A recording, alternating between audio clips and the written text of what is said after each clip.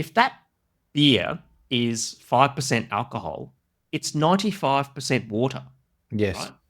And so whilst you're putting all this effort into the malt and the hops and the yeast, you're ignoring the most abundant ingredient in beer. So today, we are going to demystify brewing water chemistry once and for all.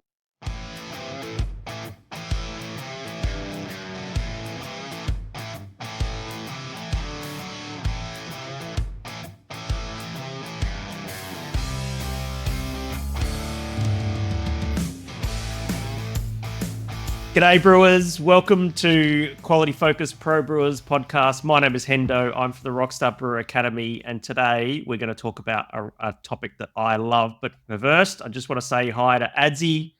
Mate, how you going? I'm well, mate. How are you? I'm doing really, really good. What's been happening in your world lately?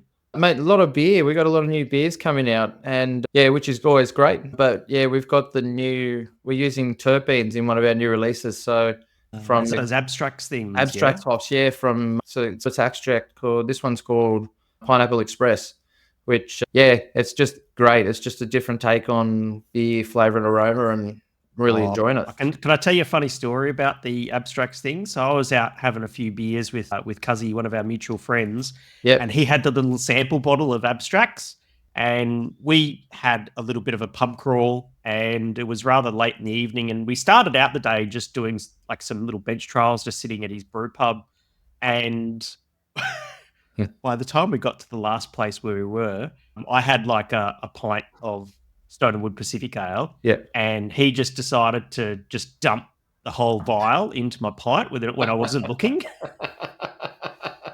And it was late, and I'd had a few beers, and I just went, oh, jeez, what? Cuzzy, come on, mate. He's a bloody troublemaker, but it's all good. Well, might have been a similar experience at Hiker when we were doing some bench trials that got out of hand. Oh, you just don't want that sort of shit slipped into your drink, you know what I mean? Oh, yeah, 100%. I don't know. We were having a good chat about it, and I was like, oh, man, is this stuff going to put us out of a job or what? And I don't know. I don't think so. But anyway. Hey, but let's not talk about hops today. What are we going to talk about today, mate? Mate, I want to chat about water. I want to chat about water chemistry. You're a nerd for water. You love water. I know. That's why I'm so excited for this chat. I got out of bed this morning and I was like, I'm going to talk about water chemistry with Adzi. I love this topic because, you know, a lot of brewers, they when they're writing a beer recipe, they focus so much on the, which malt am I going to use? What hops am I going to use? What's the yeast that I'm going to use? And very little attention is paid to the water. And I think a lot of that is because it's a mystery. It's a dark art to a lot of brewers out there. So today we are going to demystify brewing water chemistry once and for all. What do you reckon, mate? That sounds pretty good. There's obviously been a brewer for so long as well. I've used a lot of water, and you forget how much you need to adjust your water. And a lot of people forget a lot of incidental things as well, like their sparge and their liquor down and all that sort of stuff as well. So yeah, absolutely. I think the key thing that you find with many brewers out there who aren't familiar with brewing water chemistry, I think there's three key challenges, right? The first challenge is like not knowing what your objectives are with regards to your brewing water chemistry. So your brewing water chemistry is going to change depending upon the style of beer that you're brewing, right? Yep. And it's not necessarily about the historical water profiles, and I'll come back to that in a second. But it's like if you're brewing a beer and you're putting some gypsum into the mash and some calcium chloride or some magnesium sulfate, or maybe you're one of those brewers who uses acidulated malt, or you put lactic acid in and all that sort of stuff. And a common question that I ask brewers is, okay, so let's talk about, for example, your pale ale recipe. And it's like, okay, so do you put gypsum in that beer? And they go, yeah, I do. And I go, oh, roughly how much gypsum do you put into your beer? And they'll say, 150 grams, that sort of thing. And I'm like, okay, cool. So why 150 grams of gypsum? And they can't answer it. So basically making all of these changes to the brewing water chemistry without a clear objective as to why they're making those changes. Does that make sense, man? Yeah. So where do we start when we're getting the water? Is it in the recipe development itself that we're talking our water? Are we getting our water tested from where? What do we need to do to get our baseline so that we know Yeah. what we're doing? It sounds like that there's for you that there's a lot of noise around brewing water chemistry, and it can get confusing really quickly, right? And this is pretty common because there's so many things to consider, like hardness and alkalinity and anions and cations and sulfate and chloride and chloramines and all this sort of stuff, and it can just get out of control really quickly. But the thing is that there are some things that are important with regards to brewing water chemistry, and there are some things which are just noise, right? Yeah. Yes, they have some relevance in the scheme of things, but to get sort of 80% of the way there, 90% of the way there, you've really got to cut out a lot of the noise and that sort of thing, right? And it's another thing that I find really interesting, right? So maybe you're listening to this show, and when you jump into Beersmith or Brewfather or Brewer's Friend and that sort of thing, and that's where you do your water chemistry calculations. And how you do your water chemistry calculations is you'll select from a little drop down your target water profile, and then you'll click a button and it does the calculations for you. Yeah. Right? Now, here's the thing that I find really strange about that, because you're there in Beersmith or Brewfather or Brewer's Friend, and you're putting together that recipe with regards to selecting the right malt, the right hops, the right yeast to try and get this flavor profile. Yet you let an algorithm and an app where you click a button and it does the water chemistry calculations for you. Why is that? Where's the control in that? You're just doing what the machine tells you. You ever done that yourself? Yeah, many times. It's because it's there. It's that ease of use, I think, what it is. And also because if you're trusting the algorithm to base your recipe and your malts and work out all that sort of stuff, you're also trusting it to do your water side. Correct. Exactly. But I think that by letting an algorithm do the job of what a human should do, right? I think what that means is that you're leaving so much up to a computer, because the thing is usually what happens is you'll select a target water profile from a little drop down and that sort of thing. But how do you know that target water profile is going to create the flavor outcomes that you? I mean, because here's the other thing, right? Quite common what happens is brewers they use historical city water profiles as their target. So it's like, oh, I'm making a Pilsen, I need to use Pilsen water. Oh, I'm making a IPA, I need to use Burton on Trent water. Oh, I'm making an Irish Stout, I need to use Dublin water. And in my opinion, that's bullshit, right? Because I had a really good chat with Pete Brown, the beer writer, when I was in South Africa earlier this year. And we actually, and he if you don't know who Pete Brown is, he's written loads of beer books. And one of the dumb things that he's done in his life, and that's his words, is that he actually took a cask of English IPA from Burton on Trent to Calcutta in India via ship. So he's actually done that in England to India IPA journey. Right? That's excellent. That's and we were story in itself. He's got a book about it, and nearly it drove him batty. But anyway, we actually got talking about English IPA and Burton on Trent water. Now, Burton on Trent water, I would never make beer with it, right? Because it's like 600 parts per million sulfate, and it's going to give you really astringent, very, very, very overly bitter beer, more than what that style of beer would warrant. Yeah. Right? And we got talking about the water in Burton on Trent, and he said that he's aware of the Burton on Trent water history, but he said that the area in which the brewery where that historical water profile came from is only maybe like a 200 or 300 meter square area, right? Yeah, right. Like a couple of acres, okay? And so he said the rest of Burton on Trent got their water from elsewhere, right? But it was just this one area that historically got it from this one well, which had this really high, really brackish water and that sort of thing.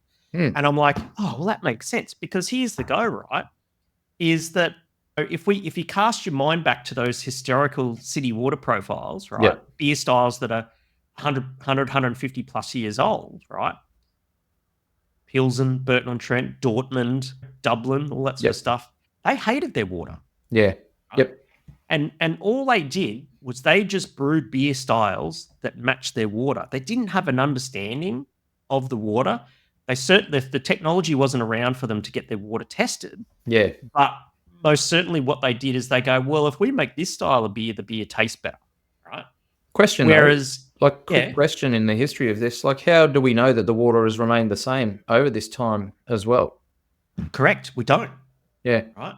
And so I don't know where these numbers originally came from, and if anyone knows, I'd be happy to hear it, because I love the brewing history of it and that sort of thing. But you're right. It's like, so you're trying to replicate water profiles that we can't confirm where the history of them and how they've changed over time, and we're trying to replicate brewers who dislike the water that they were brewing with, and just brewing styles of beer that match the water.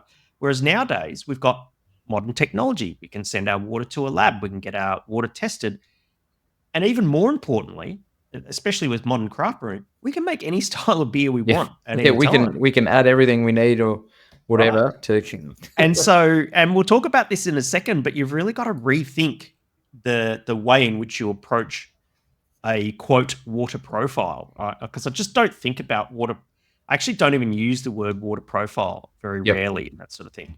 And so when you take all of these things into account, right, if you don't have an understanding of your water objectives, you're guessing, or you're letting an app do the work for you, and you're not in control of the flavor of the beer, what's going to happen is your beer is not going to taste its absolute best. But here's the thing, right, is that you can make your beer taste absolutely amazing, right? If you just change one thing, you just get your water chemistry right, okay? Because when you think about a glass of beer right in front of you, and let's say it's just a pale ale, right? It's just a drinking beer and you're sitting at the pub. If that beer is 5% alcohol, it's 95% water. Yes. Right? And so whilst you're putting all this effort into the malt and the hops and the yeast, you're ignoring the most abundant ingredient in beer. Yeah. Right. And so you've got to get in control of it. Yeah, 100%. And that makes sense. Like, if you've got that huge amount of volume in that vessel that is down to water, it makes sense to spend more time and energy getting that water correct to make the beer taste better right at the start. Absolutely. But here's the really good thing, right, is that it's once you understand some of the principles behind it, manipulating your water chemistry for any beer style, it's easy once you know how. Yeah. Right? And I think that the first thing that a brewer needs to do, right, when they start going down the path of manipulating brewing water chemistry for the many different styles of beer that you brew, is you got to get to know your own water supply. Like, you got to know the water that's coming into your hot liquor tank, and you need to get your water tested, because it has to take into account your pipes coming up your street in your suburb, whether you got municipal water, or you're lucky you got an RO system or something in your brewery, or the different filtration and all that sort of stuff. And you have to send that to a lab. I'll tell you something, right? So there's a brewery that I was working with here in Brisbane, and it just opened up, and I was having a chat to the head brewer, and after the first few batches of beer came out, he had like a lager, a Munich Helles style of beer, and there was a metallic off flavor in the beer, right? So it tastes like when you put coins in your mouth, or blood or something like that, right?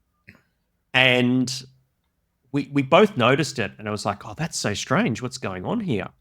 And we sent some beer off, and we sent some water off for analysis, but nothing really pinged for iron or manganese or anything like that. And then suddenly it disappeared. And then a couple of batches later, that metallic off flavor came back again. Yeah, that's frustrating. And it was just, I was pulling my hair out. That's the reason. And so, yeah, thank you, water chemistry.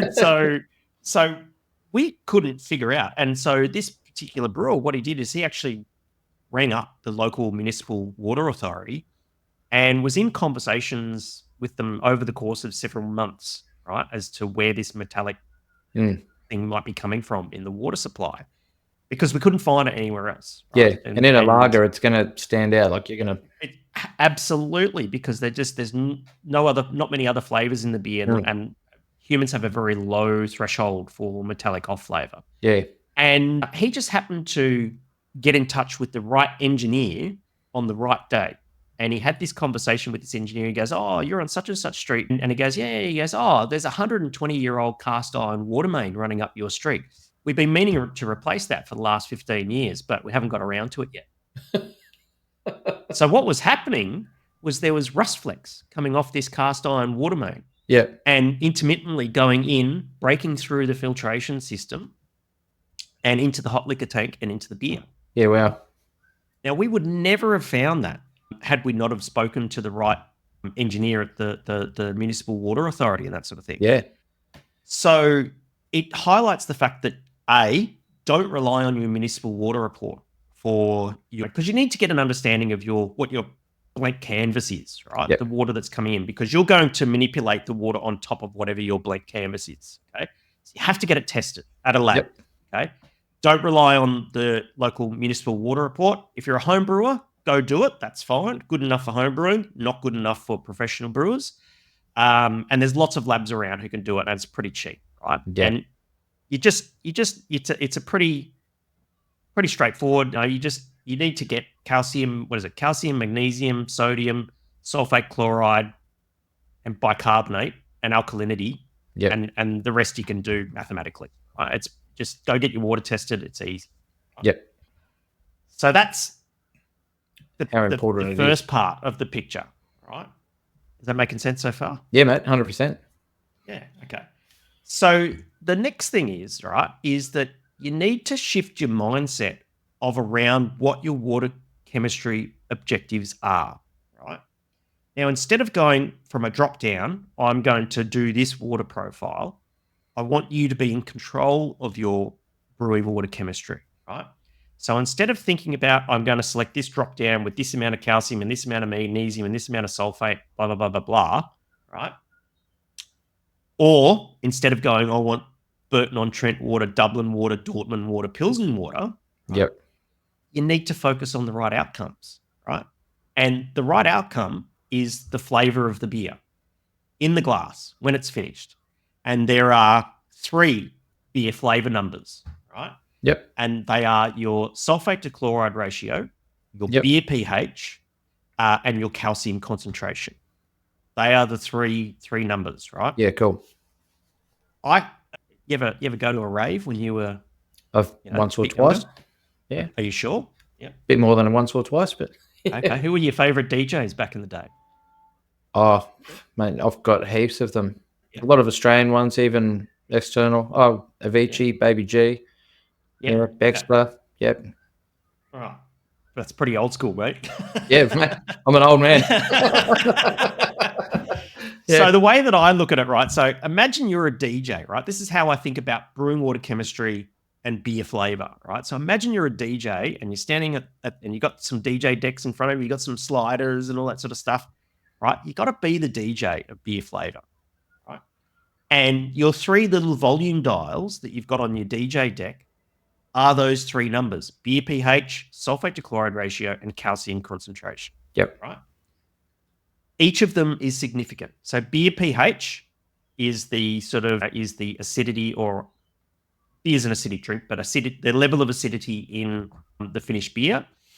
If you want a nice Munich Helles, a nice crispy boy, it's got to have some acidity to be crisp. That is what crisp means. Okay. Yeah. That's why beer pH is important. Sulfate to chloride ratio, right? That's important because more sulfate accentuates hot bitterness, right? Yep. More chloride accentuates maltiness and sweetness and that sort of thing. And depending upon the style of beer you're brewing, you can accentuate the bitterness. Maybe you're brewing an IPA. Yep. Or maybe you want to make a nice Munich Helles or a robust porter or something like that that's malt forward, Imperial Stout, then you're going to be chloride forward and that sort of thing, right? And the third one is calcium concentration. And calcium concentration is important. Calcium is important in brewing for lots of reasons. Mash conversion, yeast health, yeast flocculation, all that sort of stuff. But calcium concentration sets out the minerality and the structure of the beer. So you can have the same sulfate to chloride ratio, but if I turn the calcium dial up, that means that, let's say I'm making a hazy pale ale or a hazy IPA, which are very chloride forward beers. And they also have a lot of calcium in them. Now, I'm sure you've tasted on occasion a hazy pale ale or a hazy IPA that tastes like you're literally chewing on an aspirin pill. Right? And that's too much chloride. So calcium, because we're adding calcium sulfate and calcium chloride to our water, if I add too much of those salts, I'm going to start to taste the salts. And you don't want to taste the salts, right? No. So they're your three beer flavor numbers and that sort of thing. Because the other thing too that you need to take into account is like the beer, the style that you're brewing. It's not just the beer style that you're brewing and what you want to get out as your objective, is that the malts that you're using have their own adjustments that need to be taken into account, like with your pH and stuff as well. So 100%. Yeah, absolutely. Because here's the thing that's really weird, right? Is that the style of beer that you brew plays a massive part. In fact, the part of that plays the most part on beer flavor is the color of the beer. Because the darker the color of the beer, the more kilned malt that's going to be in there that's been subjected to the Maillard reaction during kilning, right? And the darker the malt, the more acidic it is, right? And so when you mash, like, say 100% base malt, like Pilsner malt and that sort of thing, just mashing it without any water adjustments at all, you're going to wind up with a really high pH, like in the 6s. Right? And it says that if you get the malt certificate of analysis, it says we did a Congress mash, the mash pH was 6, and that's well outside of the range of what you would typically want for brewing beer. Now, if you go and add roast malt in there, right, roast malt's acidic, and it's actually going to bring the pH down. Here's the really weird thing, though, right, is that pale malts, and this is just a broad generalization, and it's not for every single style of beer, so before you start typing in the comments, generally, beers that use pale malts taste better when the pH is low, when there's some acidity in the beer. And beers that have roast malts in them taste better when there is not so much acidity in them. So for a pale beer, if you're making a nice crispy boy lager, you need that acidity in order for it to taste crisp. Right? It's not sour, it's crisp. Okay. But dark beers are really interesting, right? Because if you think about chocolate, for instance, right? When they're roasting cocoa beans to make chocolate, there's a process that's called Dutching. And what they do is with Dutching is that they'll add some sort of alkaline, usually it's baking soda, like sodium bicarbonate, to raise the pH of the cocoa beans as they're being roasted. Okay. And what happens is if you roast cocoa beans without Dutching them, right, the cocoa beans are going to taste acrid and burnt and astringent. Okay. But if I raise the pH during roasting, then instead of acrid, burnt, astringent, I'm going to get nice, smooth, rounded, chocolatey, rich coffee, all those sorts of flavors and stuff like that. And the same happens in your mash, right? And you see a lot of brewers who do the thing, I think they call it capping the mash when they're making a dark beer. So they'll do a mash with pale malt, and then while they're sparging, they go and throw the roast malt on top of the grain bed while they're sparging.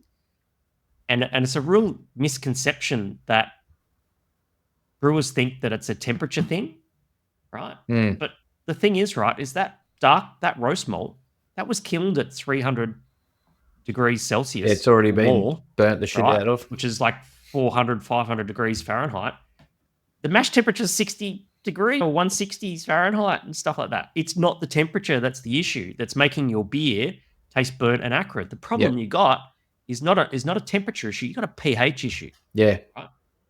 So if you ever try a dark beer that tastes burnt and acrid and astringent, go and check the pH of it. Mm. Right? And chances are the pH of it is quite low and doesn't and is accentuating that burnt and acrid flavor as opposed to that rounder flavor. Now there are exceptions to that rule, right? Dry Irish Stout is a classic example and that sort of thing. But pale beers generally favor a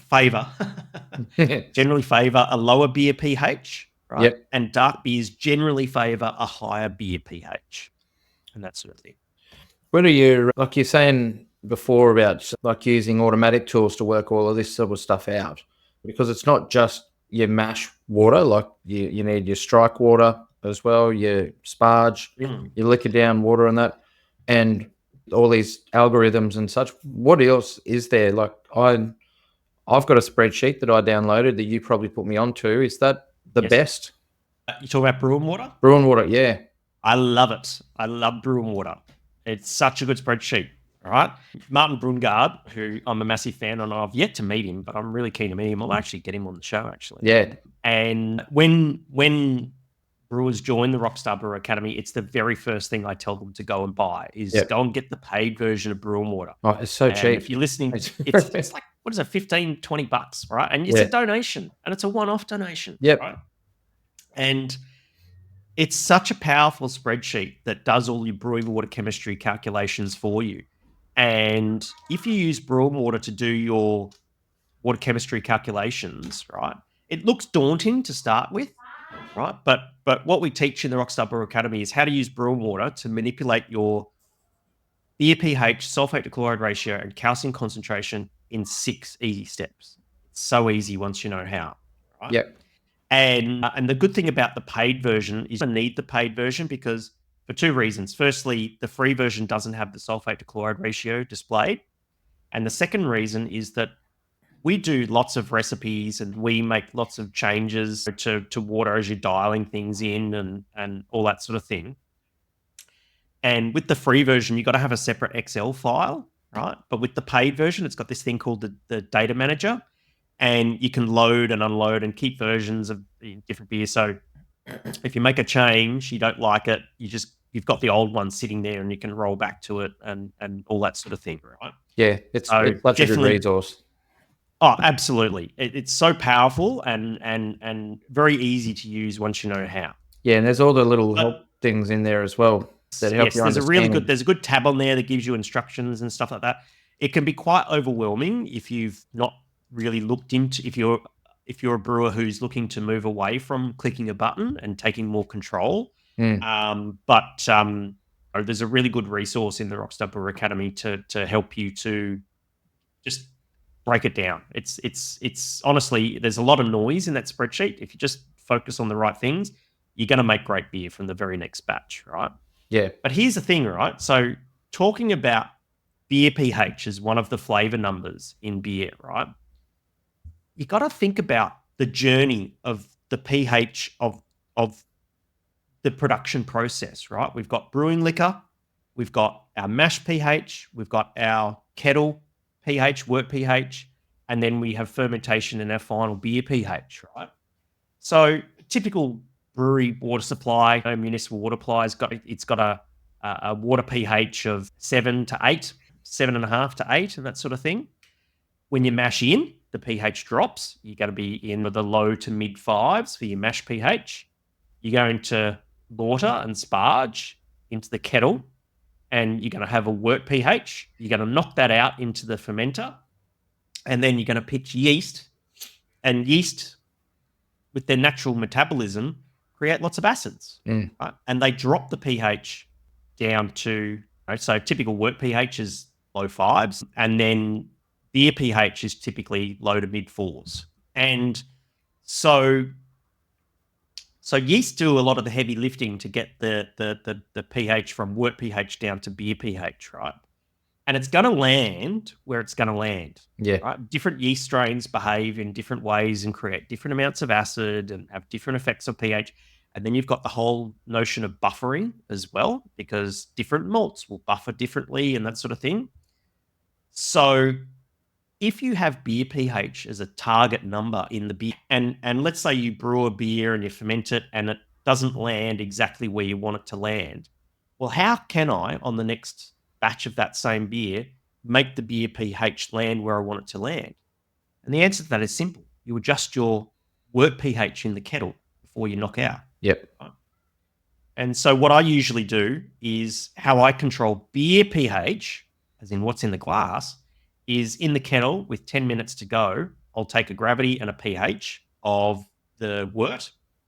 I'll do, and once after flame out, I'll do a liquor back to adjust the gravity. Yep. And in the last 10 minutes as well of the boil, I'll adjust the pH. So if the pH is slightly too high, I'll throw some acid into the kettle. You got to do it at the last 10 minutes, right? It's because it's much easier to control. Most of the things are in the kettle, all the hops and all that sort of stuff. It pretty much looks like what the wort's going to look like.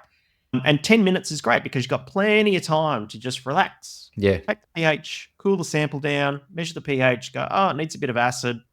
Put the acid in, recheck it, take another sample, cool it down, check that pH. You got 10 minutes to take your time and maybe make multiple adjustments. And that sort of thing.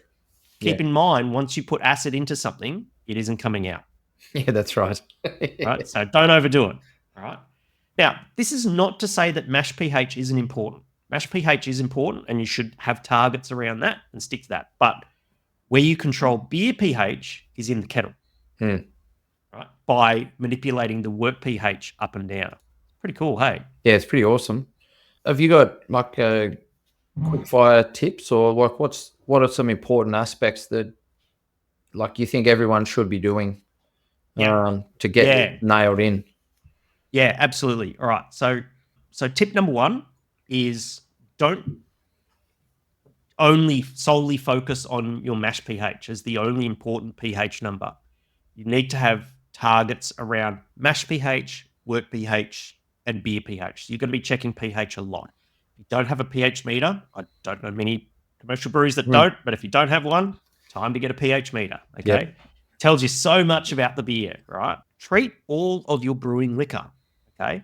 It's not about just putting salts in the mash. You've got to put some salts in the mash, yes, but Bru'n Water is also going to tell you to use some what they call sparge salts, right? And sparge salts don't go into your hot liquor tank. You can just simply throw them in the kettle. Yeah. Right.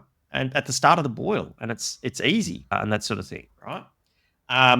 Use Bru'n Water. Right? Yep.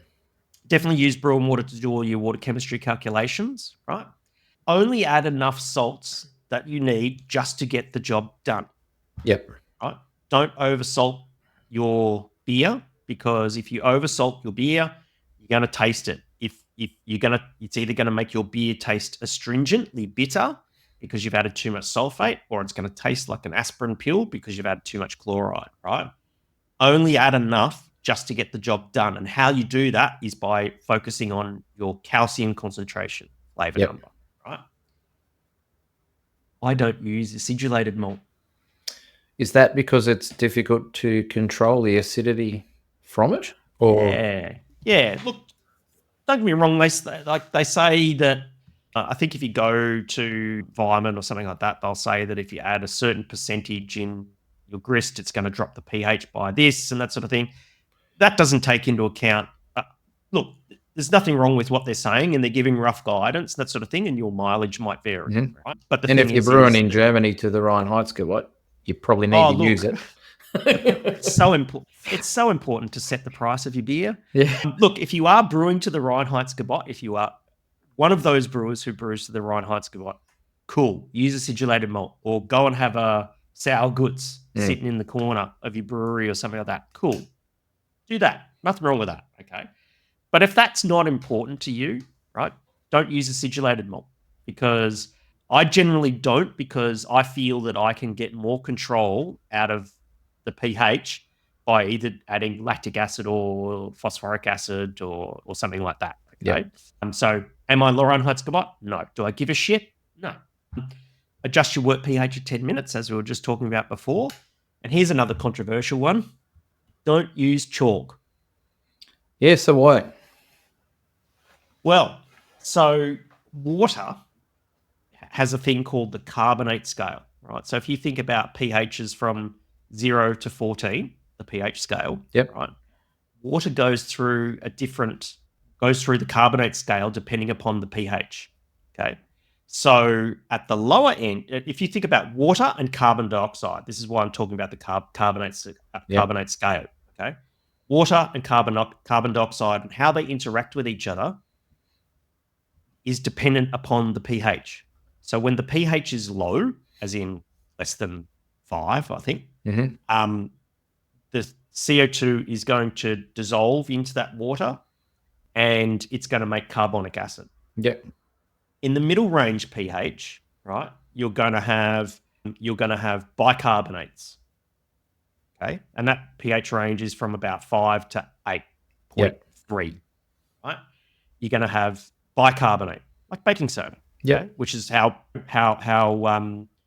basically the CO2 and the water are interacting at that pH range. And above 8.3, when you go to the heavily alkaline, then it's carbonates. Yep. Okay. Now, chalk is calcium carbonate. It does not dissolve in things less than pH of 8.3. Right. What's our mash pH? Down at under 5. It's in the 5s, exactly. Yeah. Right. So adding chalk doesn't really do much. And even when you do put it in there, because it's going into an acidic environment, some of that chalk is going to effectively dissolve because it's in an acidic environment, but it does it very poorly. Mm. What does it turn into? Bicarbonate. Yeah. Right? So why don't you just fucking skip the middleman, right? And if you want to raise the pH of something, don't use chalk because chalk does not raise the pH. Right. It does buffer, but it does not raise the pH. Yep. Put some bicarbonate in. Yeah. Right? Baking soda. Is that in all beers? Like, do you use chalk for anything? Nope. Yep. Nope. Don't use chalk. I think the only times that I have used chalk is when I was making a lactose starter. Yep. And I was following this recipe that I found online for a lactose starter that had apple juice in it and all that sort of stuff. And I was like, cool, okay. But no, I don't use chalk and I don't buy it. But I do buy baking soda or calcium hydroxide is another one. Yep.